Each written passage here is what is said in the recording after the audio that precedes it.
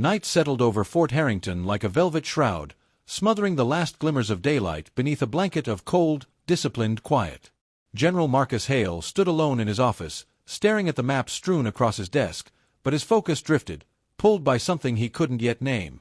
Beyond the reinforced windows, the compound's lights blinked in rigid rows, each one a pulse keeping the military heart alive. But inside Marcus, something felt strangely off tonight, an unease born not from strategy or enemy intel, but from a pattern he had observed over the past 2 weeks. Every evening, precisely at 1900 hours, the new maid assigned to his quarters, Elena Marquez, disappeared from the break room before dinner was served. She carried out her duties with clockwork precision, never faltering, never speaking more than necessary. He had seen plenty of soldiers hide secrets behind rigid discipline, but in Elena, her silence hung heavier, like a veil hiding a wound too deep to expose. And each night, her untouched meal sat cooling on the dining tray until someone quietly disposed of it. At first, Marcus assumed she simply disliked the food. Military kitchens were not known for culinary grace, but her posture betrayed something sharper, like a person accustomed to rationing hope. Still, she worked with the calm endurance of someone who knew storms intimately. That tiny detail lodged in Marcus's mind like a splinter. Tonight, the storm inside him refused to quiet. He left his office and descended the corridor, the rhythmic click of his boots echoing off concrete walls. Soldiers saluted as he passed, but he barely registered them. Something pressed him forward, a sense that the narrative unfolding beneath his roof was veering toward a truth he was meant to confront. He found Elena in the supply room, folding linens with methodical care. She startled when she noticed him, just barely, a flicker in her eyes, but quickly masked it with a respectful nod. "General Hale," she said softly, voice steady but drained, like a candle forced to burn past its wick. "Elena," he returned, though he rarely addressed staff by name. "You missed dinner again." Her hands paused mid-fold. "I wasn't hungry, sir." He studied her. Shoulders drawn too tightly. Cheeks hollow in ways exhaustion alone couldn't carve. There was a fragility about her, not weakness but the fragile tension of someone stretched thin over responsibilities unseen. "You've said that for 2 weeks," Marcus replied.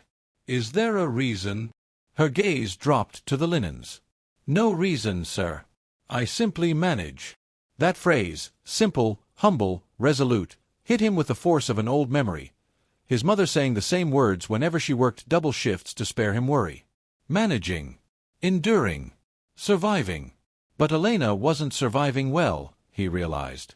Before he could press further, a faint tremor passed through her knees. She steadied herself against the table, but Marcus noticed. His training never allowed him to overlook weakness, not when it endangered others, and not when it revealed hidden truths. "Elena," he said quietly, "when was the last time you ate a proper meal?" She exhaled slowly, as though the answer could fracture her. "A while." "How long?" Silence stretched between them, taut as wire. 3 days, she finally whispered. Marcus felt something harden inside him, anger not at her, but at whatever circumstance forced such restraint. 3 days is not managing. Her composure faltered, pupils widening with something between fear and apology. "I'm fine, sir." "Really?" "No," he thought. "You're disappearing in front of me." He stepped closer, careful not to corner her. "Is someone forbidding you from eating? Has anyone threatened you?" "No," she said too quickly. "Then tell me what's happening." Her breath hitched. A tear gathered but didn't fall. "I can't, sir. It's personal." Marcus had learned long ago that personal secrets could be the most dangerous kind, not because they harmed others, but because suffering in isolation eroded the human soul. And he had seen too many souls collapse under the weight of unspoken burdens. "Elena," he said, voice steady, "if something is wrong, something affecting your safety or anyone else's, keeping it to yourself will only make it worse." She shook her head, but the tremor returned, stronger. "I don't want trouble," she murmured. "Trouble," Marcus replied, "is what happens when people like me fail to notice what people like you endure." Her eyes lifted, shimmering with fragile courage. "You don't understand, General. It's not just about me." "Then who?" The question thundered in his mind. But before he could ask, a distant alarm chirped, the shift change bell. Elena jerked at the sound, quickly gathering her things. "I have to go." "Thank you for checking on me, sir." She brushed past him, but not before he caught the faintest wince of pain in her stride. Marcus watched her disappear down the corridor, swallowed by uniformed silhouettes and fluorescent light. The unease inside him sharpened into certainty. Whatever haunted her was not a solitary burden. And for the first time in years, the general felt the unmistakable stirrings of a story unfolding beyond military orders, one woven with shadows, hunger, and a truth waiting to surface. He didn't know it yet, but the path he had stepped onto would unravel secrets buried far beyond the walls of Fort Harrington, secrets that would force him to confront the human cost of silence and the fragile threads binding Elena to a world fighting to stay alive. Morning crept over Fort Harrington with a pale, hesitant light, as though even the sun sensed the tension simmering beneath the surface. General Marcus Hale had slept little. His thoughts kept looping back to Elena, her hollowed cheeks, her trembling hands, the quiet desperation she tried so hard to hide. He had seen soldiers mask pain with stoic resolve, but rarely had he witnessed a civilian carry a burden with such fierce, silent endurance. By the time he arrived at the administrative wing, the base was already alive with movement. Boots struck pavement in crisp rhythms, radios crackled with orders, and distant machinery hummed across the training fields. Yet amid the familiar military cadence, Marcus felt a dissonance pulsing beneath everything, like a note slightly out of tune. Colonel Reeves waited outside his office, tablet in hand. "Morning, sir. We need your approval for the new logistics protocols." "Later," Marcus said, brushing past him. Reeves blinked. "Sir, clear my schedule for the next hour." Reeves hesitated. Marcus never postponed protocol meetings. But something in the general's tone left no room for debate. "Yes, sir." Inside his office, Marcus closed the door and rested his hands on the desk. He wasn't a man given to impulsive concern. But the image of Elena bracing herself against the folding table still clung to him. 3 days without eating, 3 days while working long shifts, on her feet, carrying trays, scrubbing floors. No civilian should have been left to suffer like that under his command. He pulled up her personnel file. Name: Elena Sofia Marquez. Age: 27. Status: civilian contractor. Address: Off Base, Local Sector D. Nothing unusual at first glance. But the emergency contact line was blank. The employment history thin. And her background check contained a note regarding temporary financial hardship, flagged but cleared. That settled it. There was more beneath the surface. Marcus stepped away from his desk. He needed answers, and he suspected he wouldn't find them on a screen. Elena moved through the officers' quarters that morning with the same quiet diligence as always, but inside she was fraying. The weakness in her limbs had grown worse overnight. Every step felt like walking through sand. Every breath a negotiation between need and stamina. She couldn't afford to draw attention. Attention led to questions. Questions led to truths she couldn't reveal. As she polished a row of display cases, her vision flickered at the edges. She steadied herself on the glass, inhaled slowly, and pushed on. Only a few more hours. If she could stretch her wages, if she could keep sending nearly all of it where it needed to go, then maybe— "Miss Marquez." The voice behind her froze her mid-motion. She turned to find General Hale standing in the doorway, posture straight, expression unreadable. She felt her pulse jump. "Sir," she said, dipping her head. "I need a word with you." Her stomach tightened. "Of course." He stepped aside, gesturing for her to follow. She did, nerves pulling taut with every footfall. He led her down the hall toward one of the small conference rooms, empty, quiet, too private. He closed the door behind them. "Sit," he said softly. She obeyed. Marcus didn't take the chair across from her. He remained standing, as though grappling with the right entry point into a conversation neither of them wanted but both of them needed. "Elena," he began, voice calmer than the steel beneath it, "I can't ignore what I saw yesterday. You're collapsing under something, and pretending otherwise will not protect you." She laced her fingers tightly to stop them from shaking. "General, I promise you I'm handling it." "No," he said. "You're enduring it. There's a difference." Her throat thickened. "You've gone without eating for days," Marcus continued. "Why?" Are you supporting someone? Is someone depending on you financially? Her breath caught. The truth pressed against her chest like a rising tide. Sir, I can't. You can, he interrupted gently. And you should. Not because it's an order, but because carrying it alone is breaking you. Her eyes stung. For a moment she looked away, blinking quickly, but the dam inside her had already cracked. It's my family, she whispered. Marcus lowered himself into the chair opposite her, no longer the distant general, but a man leveling himself to meet her struggle. Tell me. She swallowed, voice trembling. My younger brother, Luis, he's sick. Badly. The kind of sick that needs treatments we can't afford. Our insurance barely covers anything.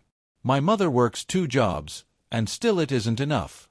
So I take every shift I can, send every dollar I make home. If I eat less, it means more money for medicine. Her voice broke, but she kept speaking, as though afraid that stopping meant collapsing completely. I thought I could manage. I thought I could hide it. I can't lose this job. We depend on it. I'm sorry, sir. I didn't mean to cause any disruption. Marcus let the words settle in the air. They hung heavy, not with guilt, but with a raw human truth that pierced deeper than military protocol. How old is your brother? He asked quietly. 11. Marcus exhaled slowly. He had seen war carve through families, had seen children bear scars from conflicts they were never meant to understand. But suffering born from poverty, silent, unseen, unbearable, cut differently. Elena, he said, you shouldn't be sacrificing your health to save your brother. There are resources. No, she said quickly, fear sparking in her eyes. Please don't report anything. If this gets flagged, they might cut my hours. Or replace me. I can't risk it. The base doesn't dismiss people for hardship. You don't understand, she whispered. People see weakness, and weakness becomes liability. Marcus studied her, recognizing the truth in her words, because he had once lived by that same unforgiving principle. But now, watching her tremble with the weight of her devotion, he understood that her so-called weakness was anything but. Elena, he said slowly, I'm not going to take your job away. She looked at him, hope flickering like a fragile flame. But I am going to help. No, sir, you can't.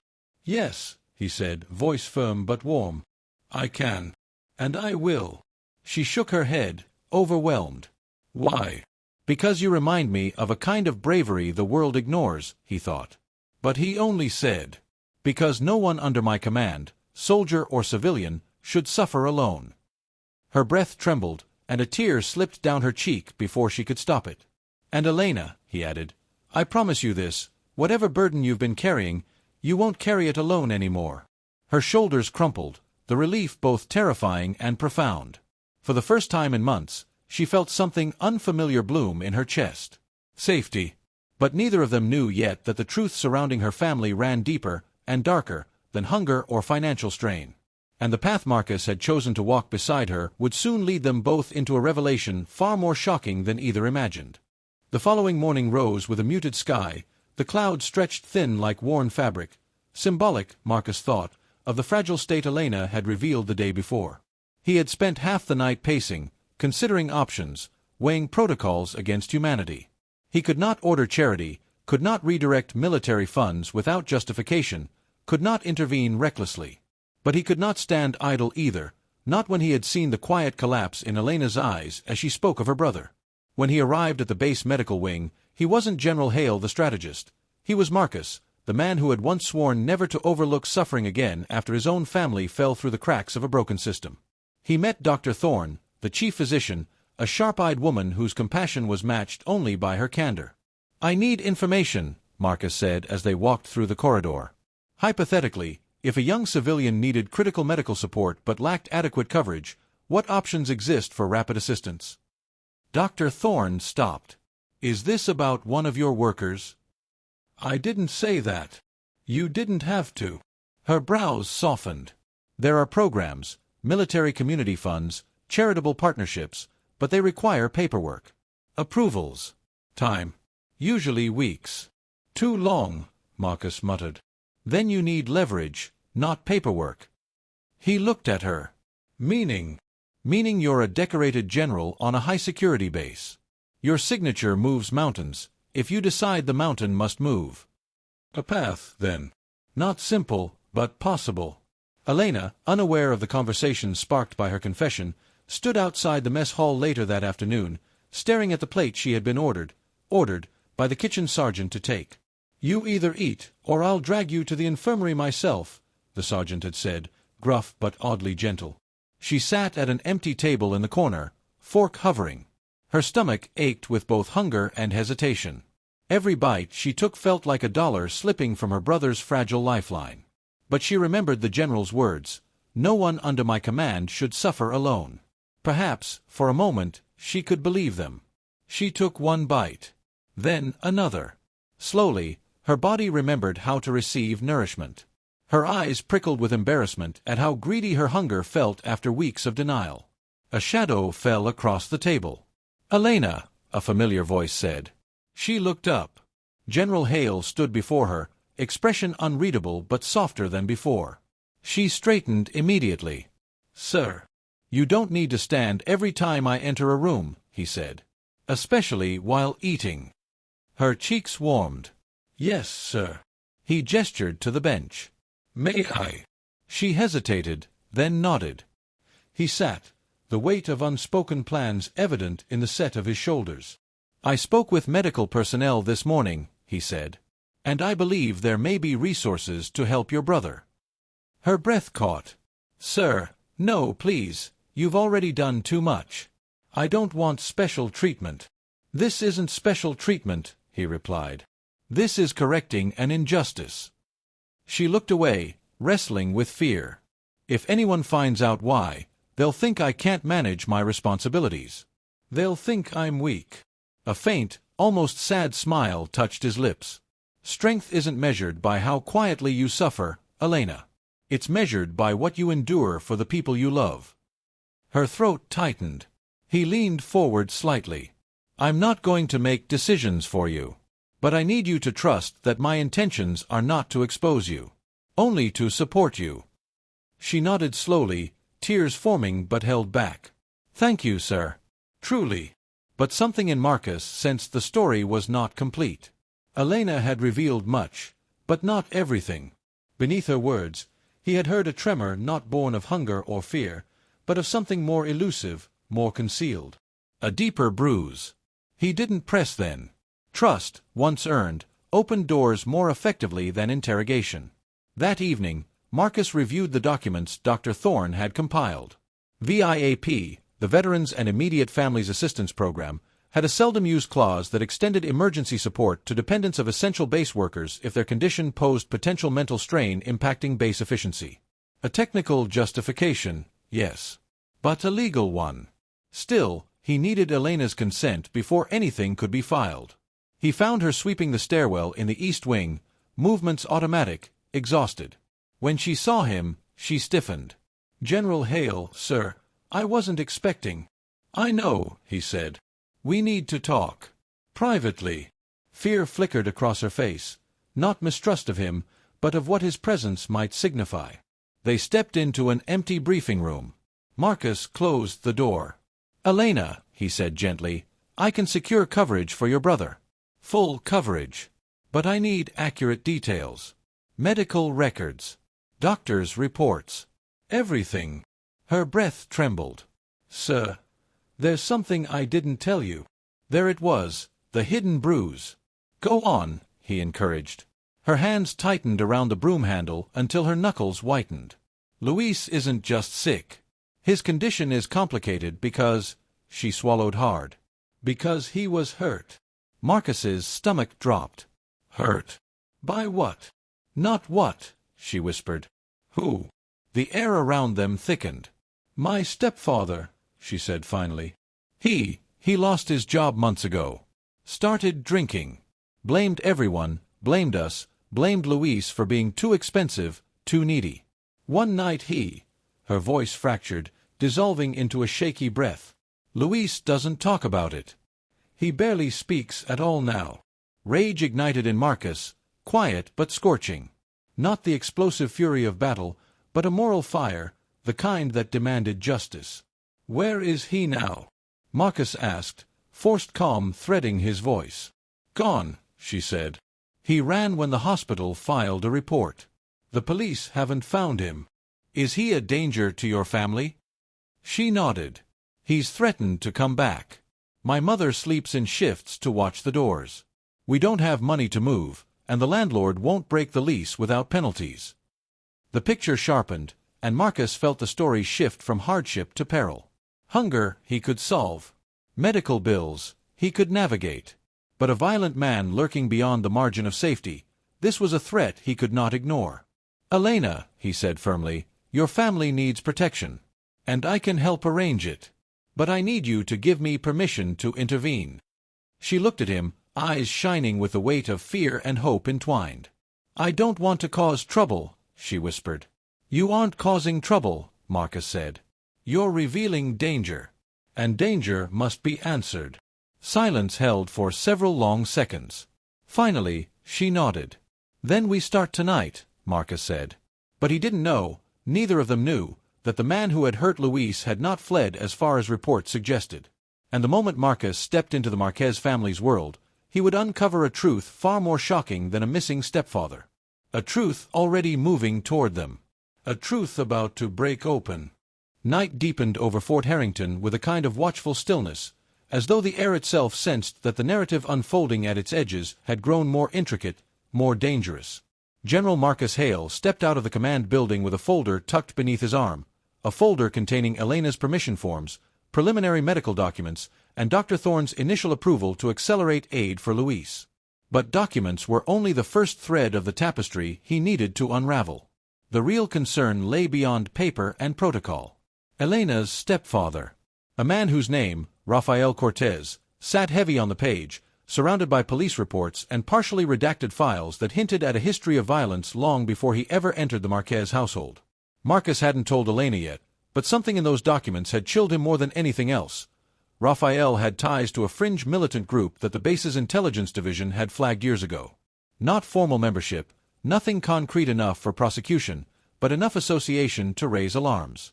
If Rafael resurfaced, his presence wasn't just a danger to Elena's family. It could become a threat to the base. And Marcus knew violence had a way of circling back toward the things it could break most easily. He turned toward the motor pool. Colonel Reeves jogged up beside him. "Sir, I heard you're heading off base. Do you need an escort?" "No," Marcus said. "This is personal." Reeves frowned. "If this has anything to do with that background request you made this afternoon, then I strongly advise." "Reeves," Marcus said, pausing, "clear this from your mind. For now." The colonel hesitated, then nodded reluctantly. Marcus climbed into the unmarked jeep and started the engine. The base gates opened, their lights slicing through the dark like two unwavering eyes. Beyond them lay Sector D, Elena's neighborhood, a district worn down by time, circumstance, and the thin margins of survival. As he drove, Marcus felt an old instinct stirring, the one that told him danger rarely struck without whispers beforehand. And tonight, the silence felt too absolute. Elena sat at the small table in her family's cramped apartment, hands wrapped around a mug of lukewarm tea. Her mother, Rosa, moved about the kitchen, trying to appear calm despite the tension lining her face.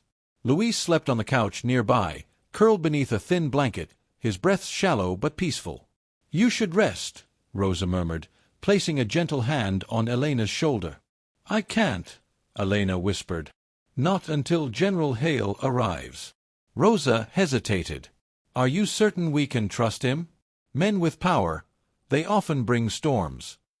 "Not him," Elena said. "He's different." But even as she said the words, fear fluttered inside her chest.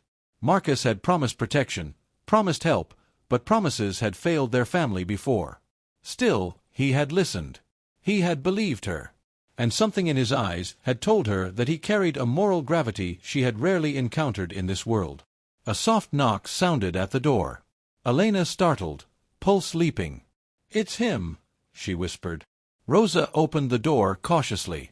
Marcus stood there, not rigid, not imposing, but steady, like a man prepared to shoulder weight without hesitation. He stepped inside, surveying the apartment with quiet attention. The peeling paint, the sagging floors, the faint scent of disinfectant, each detail told him a story of struggle long before he entered. "Thank you for letting me come," he said. "You honor our home, General," Rosa replied, though her voice held wary gratitude. Marcus approached Luis's sleeping form.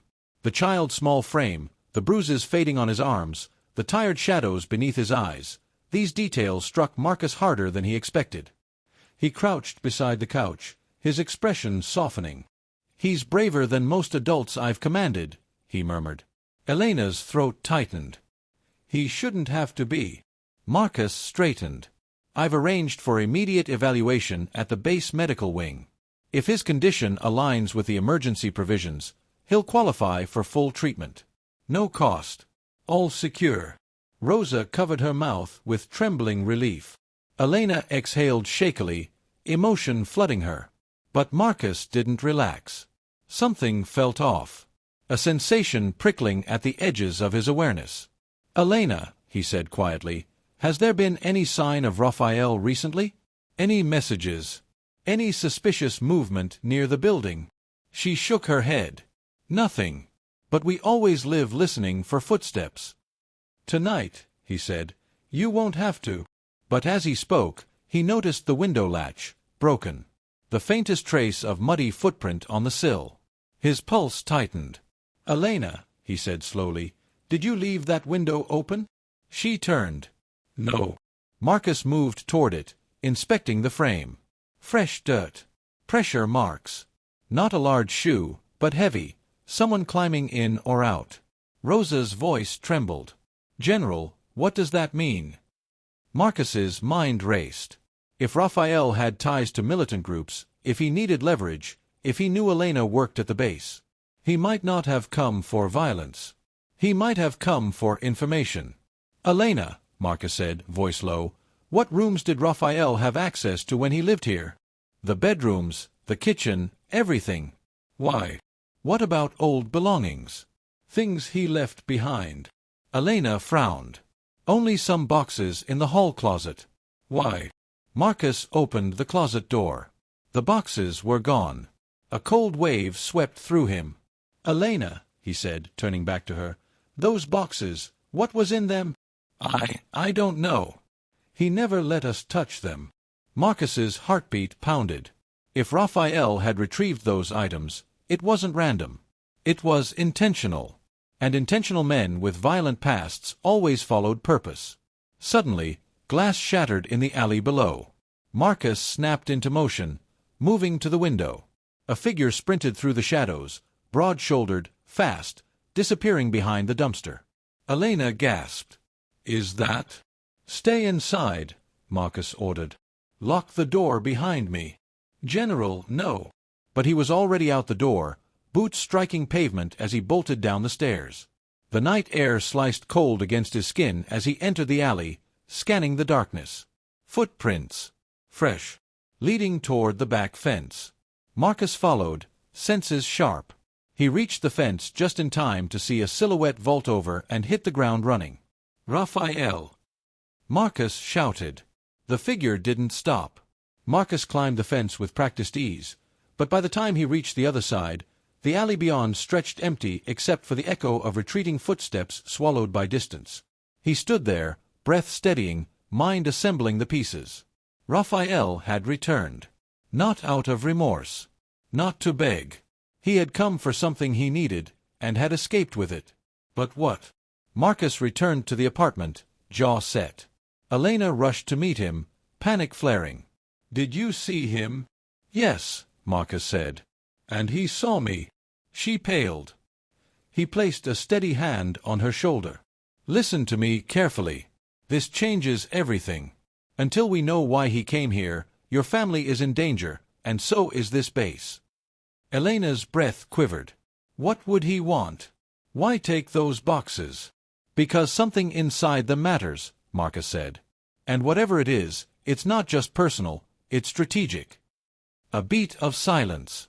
Then, softly but with gravity, "Elena, I believe Raphael is involved in something far bigger than we realized." Her pulse hammered. "Bigger? How?" Marcus met her eyes. Because the documents in his file suggest he wasn't just an abusive man. He paused.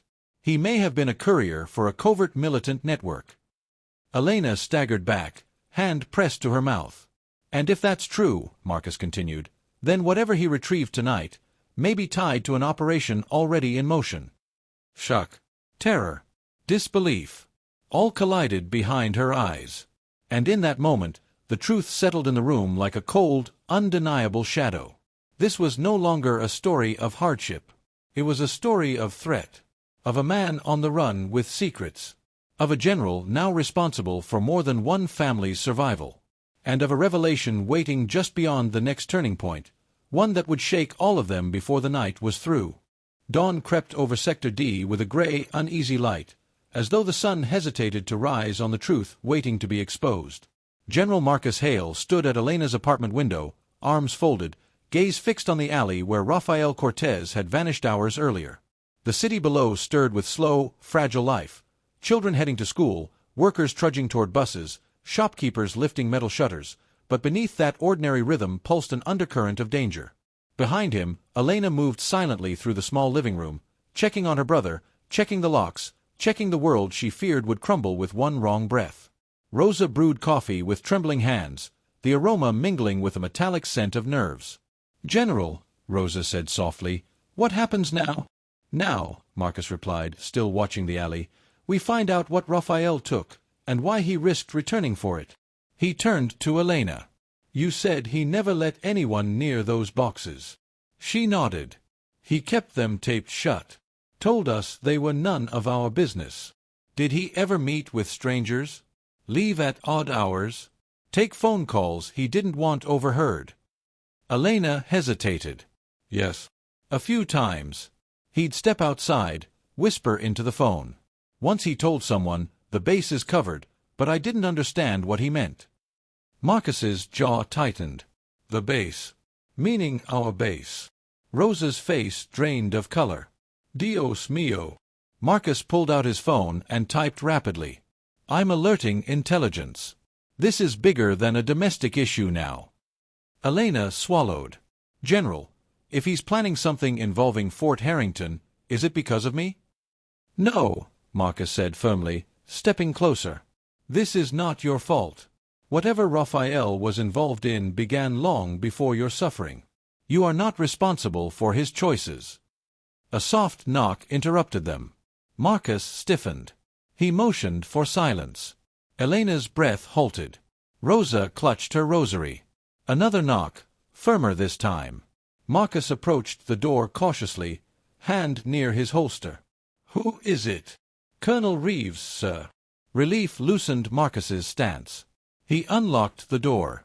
Reeves slipped inside quickly, shutting it behind him. "Sir, we have a situation." Marcus crossed his arms. "Explain." Reeves handed him a tablet.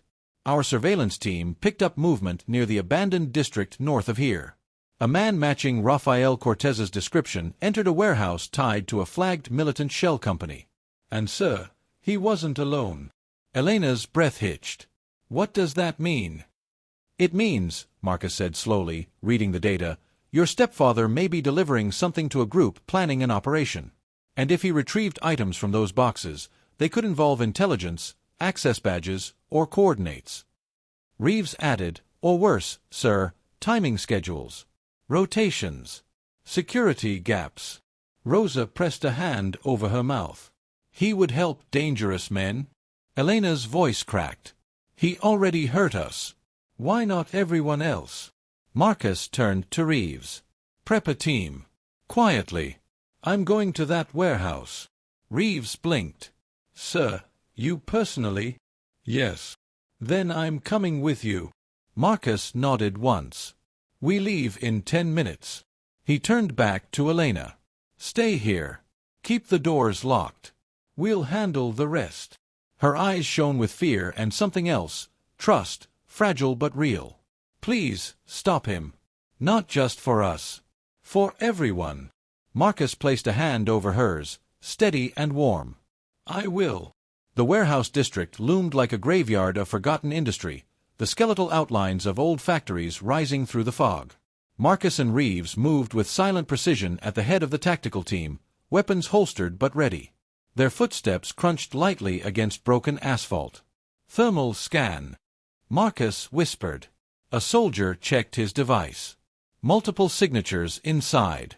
6, maybe 7. "And Raphael?" "Hard to tell." Marcus signaled forward. They reached the warehouse door, rusted, half-hanging on loose hinges. Faint voices murmured inside. Reeves leaned close. "Ready?" Marcus nodded. They breached. The door burst open. Soldiers swarmed in. Shouts erupted. "Hands where we can see them. On the ground. Do not move." Inside, several men scrambled to reach for equipment, but within seconds they were subdued. Marcus scanned the room. Maps lay scattered across tables, maps of Fort Harrington, photocopies of patrol routes, access points, security lulls. And then he saw him. Rafael Cortez stood at the far end of the warehouse, gripping a metal case, eyes wild with rage and desperation. "Don't come closer," Rafael shouted. Marcus stepped forward alone, weapon holstered. "Rafael Cortez, put the case on the ground." Rafael's nostrils flared. "You don't get to order me, General." "You broke into your family's home," Marcus said. "You took something. Something your group wants. What's inside that case?" "You'll find out soon enough," Rafael spat. "The world will find out." Reeves raised his weapon. "Sir." Marcus lifted a hand to stop him. "Rafael," Marcus said quietly, "your stepson is dying. Your family is terrified. And you're standing here planning destruction." Rafael's expression twisted, not guilt, but pride warped by bitterness. "Family. They were never mine. Burdens. Parasites. Always draining me. Now I finally have people who see my worth." "Militants who use you," Marcus challenged. "Is that worth destroying innocent lives?" Rafael sneered. "Innocent? No one's innocent. Not in this country. Not in your precious military." Marcus stepped closer. "You hurt a child. You abandoned your family.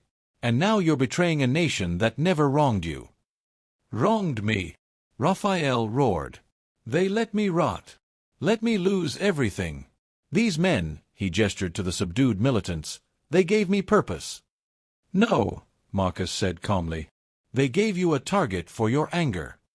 Rafael's grip on the metal case tightened. Marcus saw the moment the man's resolve buckled, the flicker of someone drowning in the consequences of their own choices. "Don't do this," Marcus said. "It ends here." Rafael hesitated. And in that hesitation, Reeves moved. A swift disarm. A struggle. The metal case clattered to the ground. Soldiers swarmed. Rafael was pinned, shouting curses that echoed against concrete. "Secure him," Marcus ordered. Reeves retrieved the case and opened it carefully. Inside were laminated documents, authentic access cards, copied credentials, and a USB drive encoded with schematics. "Sir," Reeves said, stunned, "this is enough intel to breach the base." Marcus exhaled. The weight of disaster barely avoided settling over him. "Bag everything," he said. "No one gets near this except intelligence." As Rafael was dragged away, Marcus looked at him, this broken man who had nearly destroyed not just a family, but countless lives. "You had a choice," Marcus said quietly. Rafael spat at the floor. "And I made it." Marcus turned away. Hours later, as dawn warmed into gold, Marcus returned to Elena's apartment. She opened the door before he knocked. "Is it over?" she whispered. "It's over," he said gently. "Your stepfather is in custody. The operation has been dismantled." Elena covered her face, sobbing with relief. Rosa embraced her, tears slipping down her cheeks. Marcus stepped inside, looking at Luis sleeping, unaware that the world had shifted while he dreamed. "He's safe now," Marcus murmured. Elena wiped her eyes. "Because of you." Marcus shook his head. "Because of truth. Because you had the courage to speak it." She met his gaze, gratitude shimmering like dawn light. What happens next? Luis begins treatment, he said. Your family gets protection. And you start healing. Elena exhaled, a long, trembling breath that released months of fear. Thank you, General, she whispered. Marcus looked out the window where morning light spilled across the worn city street. Sometimes, he said softly, the battles that matter most aren't fought on fields, they're fought in the quiet places, in the lives we touch without realizing. Elena smiled through tears. And in that small apartment, with sunlight breaking through the clouds at last, the story found its closing rhythm, one not of war or violence, but of resilience, truth, and the fragile, steadfast courage that binds human hearts against the darkness.